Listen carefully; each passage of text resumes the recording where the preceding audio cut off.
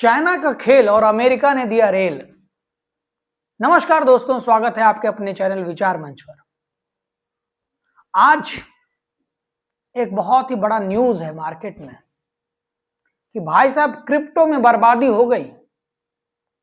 ये जो digital currency है वो अपने बुरे दौर में है, बर्बादी के कगार पे है, क्योंकि अमेरिका ने इसे तहस नहस कर दिया। लगभग $3 ट्रिलियन की बर्बादी हुई है क्रिप्टो में। अब ये कैसे हुआ, क्यों हुआ, किसने किया, किसने शुरू किया और किसने खत्म किया, और आने वाले टाइम में क्या होने वाला है, इन सब के पहलुओं के ऊपर हम बात करने का प्रयास करेंगे इस वीडियो में। दोस्तों, पूरी दुनिया में एक नई बहस चल रही थी। अब आते हैं पिछले 4 महीने पहले की बात करते हैं। एक बहुत बड़ा मुद्दा था, एक बहुत बड़ी बहस थी कि भारत, रूस और चीन ये दबा के गोल्ड खरीद रहे हैं। इतना दबा के ये गोल्ड खरीद रहे हैं कि जो ब्रिटेन का बुलियन मार्केट है, जो कई सालों में नहीं कर सका, इन ब्रिक्स के एक एक कंट्रीज ने इतना इतना गोल्ड खरीदा, इतना इतना गोल्ड का भंडारण किया। मकसद था डॉलर को कमजोर करना, डी डॉलराइजेशन, क्योंकि इसी डॉलर के बदौलत अमेरिका पूरी दुनिया में दादागिरी दिखाता है।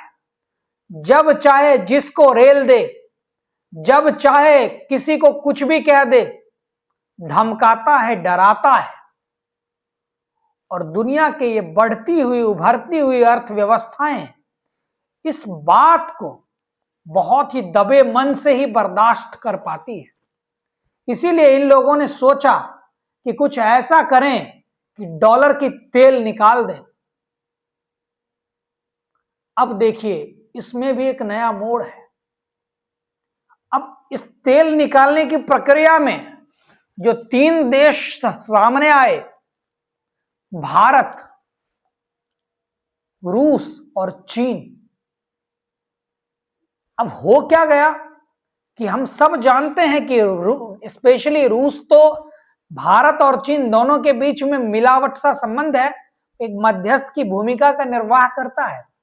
किंतु भारत और चीन के रिलेशन को हम सभी जानते हैं कि भारत चीन के बारे में इतना ही जानता है जितना सांप नेवला को जानता है और नेवला सांप को जानता है।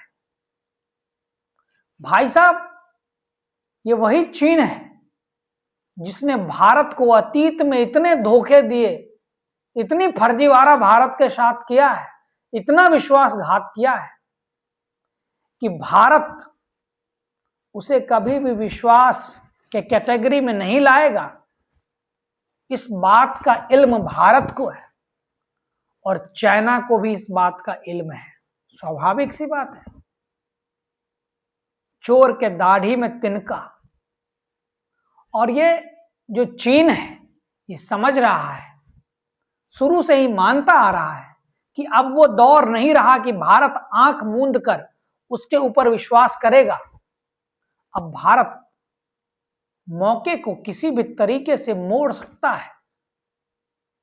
चलते हुए करार पे लिए हुए आपसी समझौते के बावजूद भी भारत अपने फायदे के अवसर आने पर, अपने फायदे के अवसर उत्पन्न होने पर हिचक नहीं करेगा और बेहिचक डिसीजन ले लेगा। चीन इस बात को जानता है, इसीलिए चीन ने एक पीछे से एक नया प्रोपेगेंडा चलाया, एक नया अभियान लेकर के डी डॉलराइजेशन, डॉलर के नीचे करने के लिए प्रयासों को जारी करते हुए एक डिजिटल करेंसी के लिए आधारशिला रख दिया। वो जो फाउंडेशन रखा डिजिटल करेंसी का, इस बात की भनक अमेरिका को चल गई। और अमेरिका ने कहा ये तो हमारे डॉलर को बर्बाद कर देगा, और जब डॉलर को बर्बाद कर देगा तो फिर अमेरिका किसके बदौलत दादागिरी करेगा। तो इसलिए उसने इस मार्केट को पूरे तरीके से हिला दिया। अब आप कहेंगे कि कैसे इस डिजिटल करेंसी की आधारशिला या नींव रखी जा रही थी। तो देखिए, दुनिया में एक बहुत ही सामान्य सा मुद्रा को लेकर के कॉन्सेप्ट है कि दुनिया में मुद्रा को लेकर के बहुत ही साधारण और स्पष्ट एक सिस्टम है कि कोई व्यक्ति, कोई सिस्टम है कि अगर आप किसी मुद्रा को छापते हैं या बनाते हैं तो उसके लिए आपको उसके बेस को दिखाना आवश्यक है।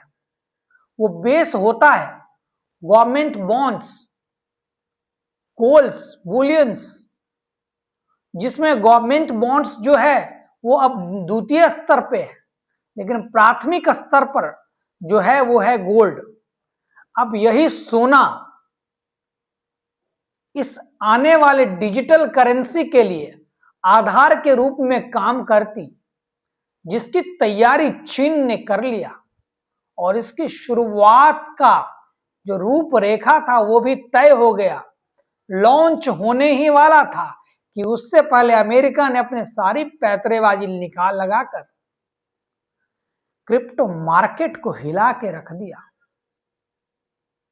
अब सवाल यह आता है कि इस डूबते लड़खड़ाते हुए अभी के तात्कालिक क्रिप्टो मार्केट को देख करके हम ऐसा कह सकते हैं कि क्रिप्टो मार्केट में घुसने का बहुत अच्छा मौका है, क्योंकि चीन ने तो तैयारी पूरी कर ली है, गोल्ड का बेस है, तो क्रिप्टो एक करेंसी है, वैलिड करेंसी है।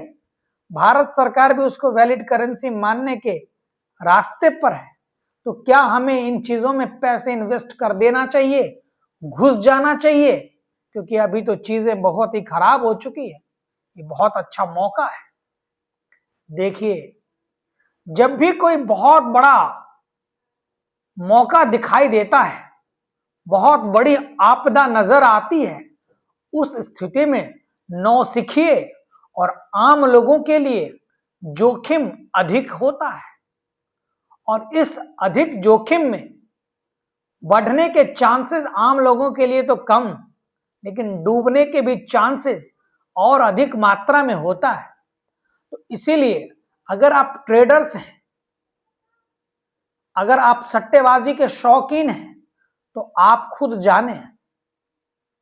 लेकिन अगर आप एक आम कामगार इंसान हैं जो नौकरी पेशा है या छोटे मोटे व्यापार करते हैं, उन लोगों के लिए ऐसे समय में किसी भी तरीके का जोखिम लेना उचित नहीं होगा, क्योंकि एक आम व्यक्ति को, जिसका ये पूरा दिन का काम नहीं है कि वो मार्केट में जाए, पैसे को 2 गुने 4 गुने कर ले, जबकि उसका एम है कि अपने पैसे को सुरक्षित रखे और उसे समय से संवर्धित करते रहे, उसके वैल्यू को बढ़ाते रहे, कि आने वाले जो डेप्रिसिएशन है उससे वो कंपीट कर पाए।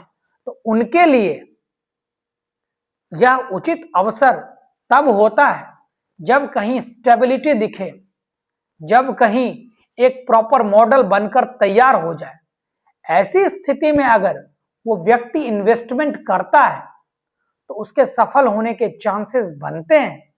वो गवाता कम है और कुछ कमा भी पाता है, आपको ठीक ठाक रिटर्न मिल जाता है। इसलिए भाग दौड़ को देखें, दुनिया को समझें और परखें, किंतु चूहे की दौड़ में, रैट रेस में खुद को ना घुसाएं। हमारे कई सारे साथी पूछते रहते हैं कि क्या आप घुस जाना सही रहेगा, पैसे लगाना सही होगा, और मैं देखता हूं कि यही बेचैनी, यही धैर्यहीनता, ऐसे ही इम्पेशेंट होना पैसों को आपसे, आपके कमाए पैसों को आपके हाथ से निकाल लेता है। इसी का फायदा सट्टेबाज उठा लेते हैं। इसलिए आपको जागरूक रहना है इन्वेस्टमेंट करते समय, तभी जाकर के आप कुछ पैसे मार्केट से बना पाएंगे। आज के अंक के लिए बस इतना ही। मिलते हैं ऐसे ही किसी विशेष अंक में आपसे। तब तक के लिए धन्यवाद, नमस्कार। अगर मेरी वीडियो आपको पसंद आती हो तो चैनल को लाइक और सब्सक्राइब करें, ताकि हम ऐसे ही वीडियोज आपसे साझा कर पाएं, शेयर कर पाएं। तब तक के लिए धन्यवाद, नमस्कार।